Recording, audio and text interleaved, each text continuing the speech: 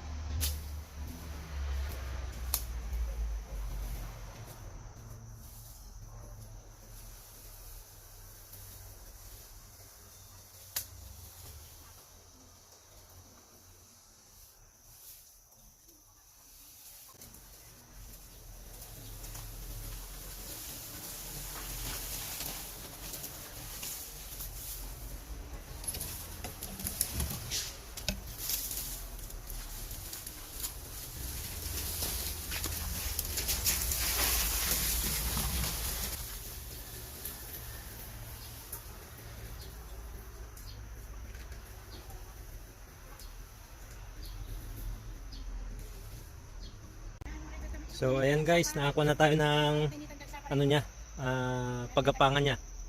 Yan. Tatanim natin yung sitaw. Yan, dito natin itatanim. Ngayon, mag-uukay muna tayo dito guys. Mag-uukay muna tayo tapos bawat butas maglalagay tayo ng ano, yung tinatawag na basal. Magano tayo? Magbabasal tayo guys ng complete or 14-14. Tag 10 grams lang guys, yung parang isang takip lang ng 1.5 kada isang puno. Pang suporta niya yun hanggang sa makarecover siya, hanggang sa lumaki at tumaba, para malusog siya at hindi siya mabigla sa lupa, kasi baka maaaring acidic yung lupa natin, saka kailangan niya ng nutrients. Yan guys, tanim muna tayo guys.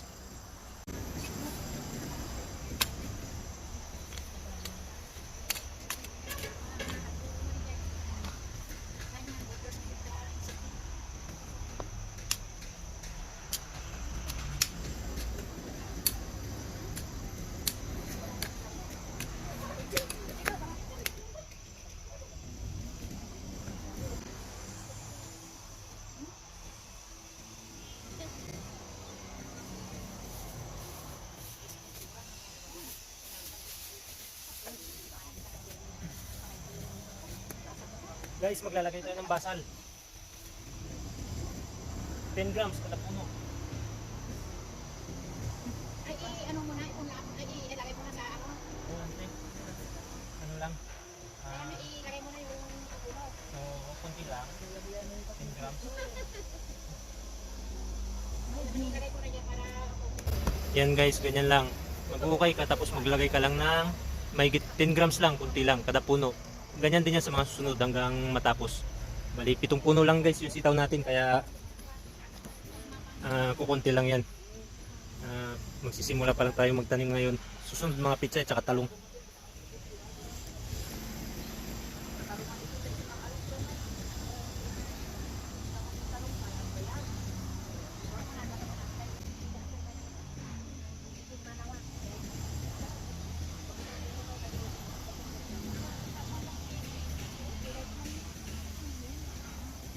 Lagyan natin ng kunting lupa guys yung basal para hindi direktang tatama yung ugat ng sitaw at para hindi siya mamatay, hindi masunog yung ugat.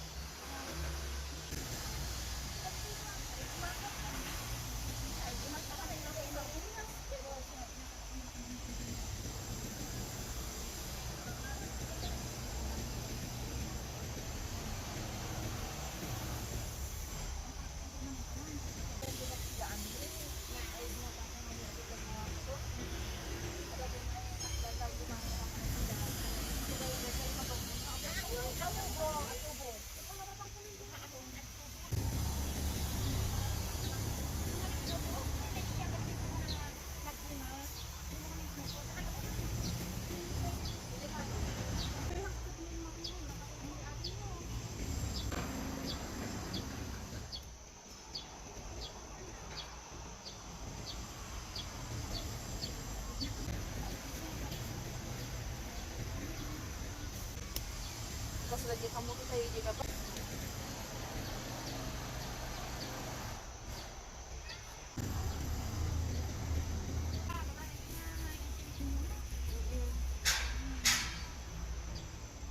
Aja deh tak ada berapa. Ada bunganya ada di kasih. Ada apa itu ada di desa udah kita tapi kaki kita.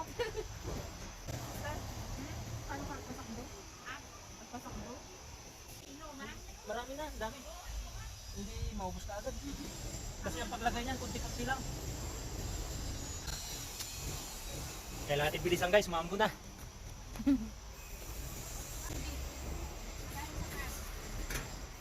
Inatubo namin. Sitaw. Yan guys, oh. Ituturo yan kung matapos niya yung ginagawa niya. Sabihin ko sana eh. Kasi parang wala akong nakita eh. Ala, may barot dito pa na ano. Tingnan mo. Delikado to.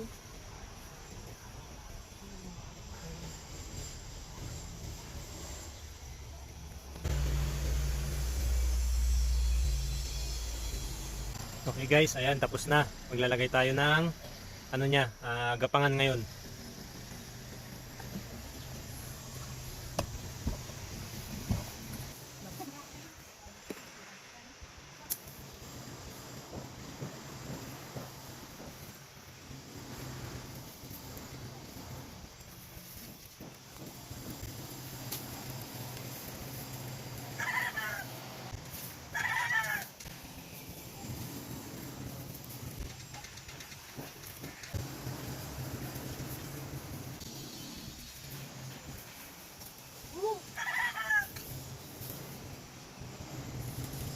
Ini masuk ke dalam katanya.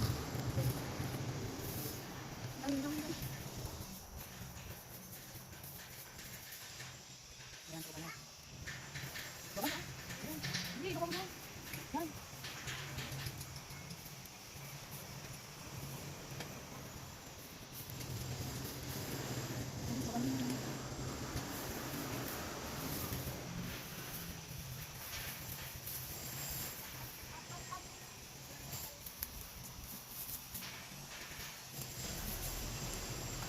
Okay guys, ayan, tapos na yung ano natin, nilagay na paggapangan ng sitaw natin. Yan.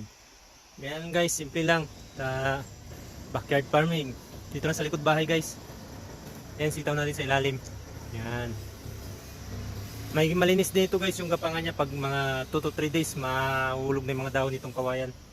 Magiging malinis na ito, parang ganito na ito guys. Oh. Yan, kasi tuyo na yan eh. Parang ganyan.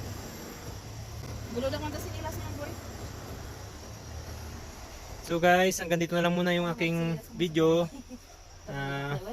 Maraming salamat. At huwag pong kalimutan, please like and subscribe. Pakipindot na rin po yung notification bell para ma-update po kayo sa mga next vlog po natin. Dito po, sunod po pechay. Tapos dito sa bakanting ito, yan, talong po dyan, talong hanggang dito sa baba. Yan. Talong or magdadagdag tayo ng ano, ng sitaw ulit pagka nakapunla ulit tayo guys. Maraming salamat guys. Bye!